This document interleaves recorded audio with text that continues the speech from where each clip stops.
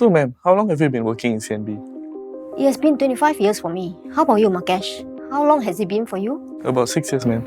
Oh, watching our officers in action brings back many memories for me, especially how CNB has transformed over the 25 years.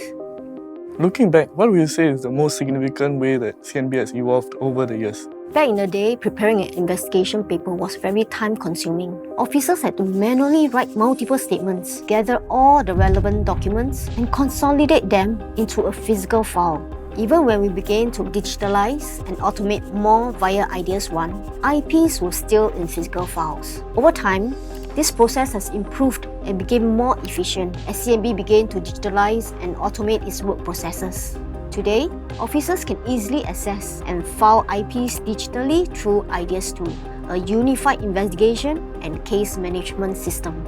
Ideas 2 is also interfaced with CNB's partner agencies such as HSA and AGC, allowing information to be easily shared across agencies.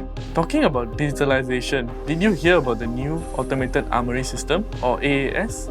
When I first joined CNB, I remember we needed armourers before we can draw arms for operations. With the introduction of AAS, authorised officers can now draw their own arms on the day of operations, under the supervision of their team leaders without needing an armourer to be physically present. The AAS is also interfaced with Ideas 2 and CNB's central biometric system, incorporating secure two-factor authentication so that there are enhanced security and accountability as every transaction is automatically recorded. Yeah, that's right. Do you remember we had to use the physical field diary when we go out for operation after drawing arms?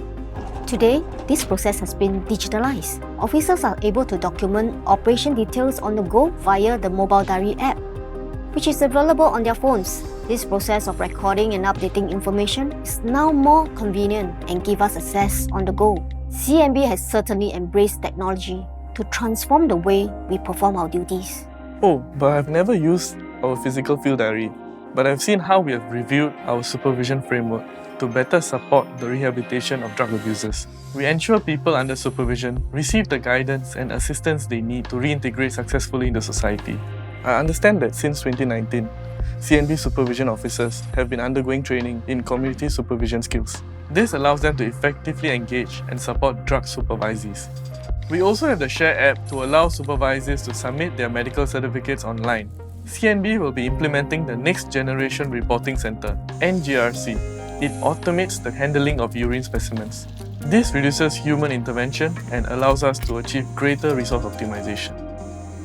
Our drug detection capabilities have since advanced with hair analysis tests, which allows us to detect a longer window of drug abuse history.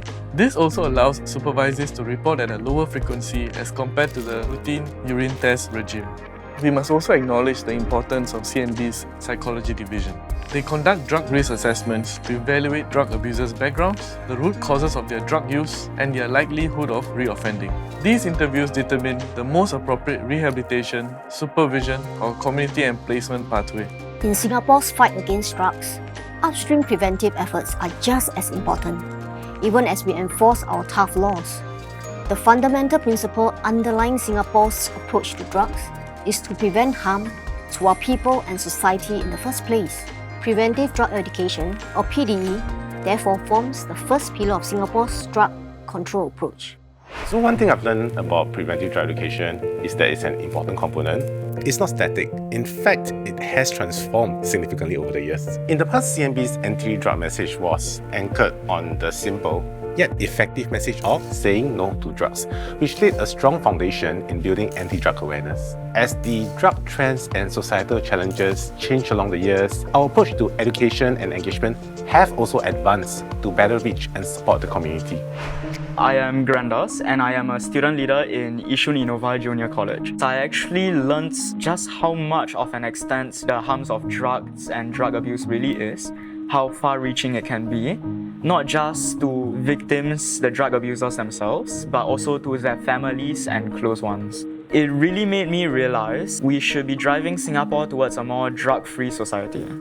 Today, our PD is focused on 3 strategic thrusts centered on building partnerships and sustaining engagement, working closely with partners and advocates for them to play a more active role in anti-drug advocacy within their spheres of influence. The 3 thrusts are whole-of-government approach, expanding our network of entity partners, and also building an active core of volunteers. The Inter-Ministry Committee on Drug Prevention for Youth was set up in 2023 as a whole-of-government response towards drug abuse. The IMC comprises 10 ministries and agencies. Supported by CNB, the IMC coordinates efforts across different touchpoints to educate the public, especially youths, on the harms of drugs. The IMC has led key initiatives such as Drug Victims Remembrance Day and appointed close to 1,000 DrugFreeSG champions. These champions include educators, student leaders, counsellors, youth workers, parents, NS men, and healthcare communities. They champion the DrugFreeSG cause across the diverse segments of our community. For this year's Remembrance Day, we also have invited ASEAN member states to share stories of victims of drug abuse from their countries. Keeping Singapore drug-free is a shared responsibility. It is a whole-of-community effort that hinges strongly on every one of us.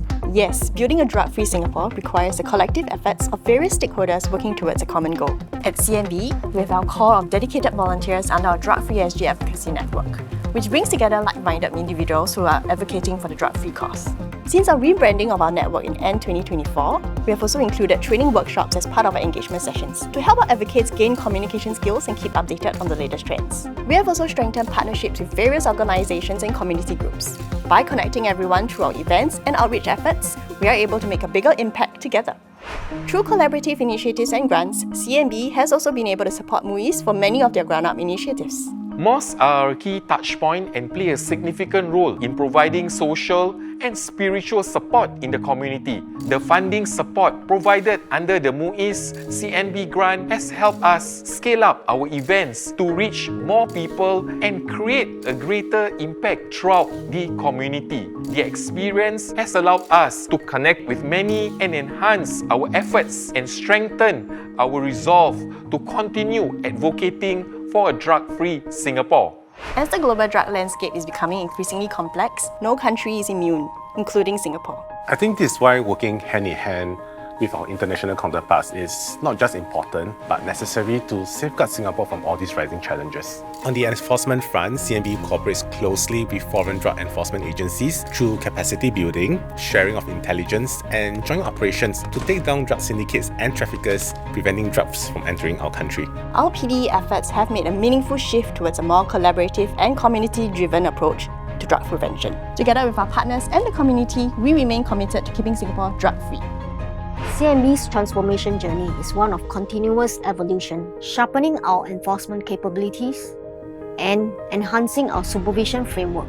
Together, these pillars reflect our unwavering commitment to protecting Singaporeans and promoting a drug-free SG. As we look ahead, CNB will continue to adapt, innovate, and work alongside our partners and the community to keep Singapore safe and drug-free.